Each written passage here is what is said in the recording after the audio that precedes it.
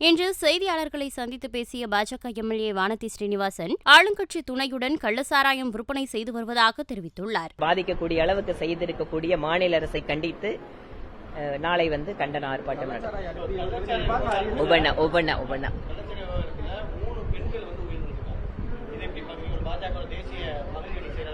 தமிழகத்துல இந்த மாதிரி பெண்களும் மது பழக்கத்திற்கு ஆளாகி கொண்டிருக்கிறார்கள் அப்படிங்கறத பல்வேறு ஆய்வுகள் சொல்லிட்டு இருக்கு.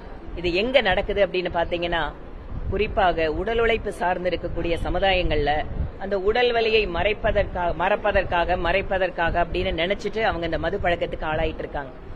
இன்று தமிழகமே எப்படி போயிட்டு இருக்குன்னா, சின்ன குழந்தைங்க கையில எல்லாம் கஞ்சா, ட்ரக்ஸ், கொஞ்சம் வயசு ஆயிடுச்சு அப்படின்னு சொன்னா டாஸ்மாக், கொஞ்சம் வறுமை இருக்கக்கூடிய மக்கள் இருக்கக்கூடிய பகுதியில ஆளுங்கட்சிக்காரர்களோட துணையோட விலை குறைச்சலா இருக்குங்கறக்காக இந்த மாதிரி கள்ளச்சாராயத்தோட நிலைமை இது இன்னைக்கு ஆறா போயிட்டு இருக்கு. இது ஏதோ முதல் தடவை இல்ல. ஒரு வருஷத்துக்குள்ள தமிழ்நாட்டில் இப்படி ஒரு சம்பவம் நடக்குதுன்னா மாநிலத்தினுடைய முதல்வருக்கு தன்னுடைய துறையின் மீது கட்டுப்பாடு இல்லை என்ற அர்த்தம். ஆளுங்கட்சி பிரமுகர்களுடைய ஆதரவினால் தான் இந்த மாதிரி சம்பவம் நடந்துட்டு இருக்கிறதா நிறைய செய்திகள் நீங்க தான் கொடுத்துட்டு இருக்கீங்க. இத பத்தி ஆராயருக்கு விசாரணை கமிஷன் போட்டாலும், அங்க இருக்கக்கூடிய அதிகாரிகளை நீங்க மாற்றினாலும், ஆனால் இழந்த உயிர்கள் என்னவோ இழந்தது.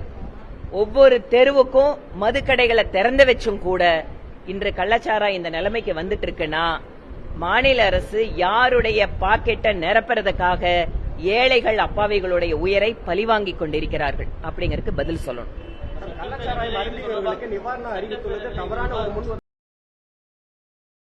செய்திகளை உள்ளது உள்ளபடி தெரிந்து கொள்ள ரெஃப்ளெக்ட் நியூஸை சப்ஸ்கிரைப் பண்ணுங்க.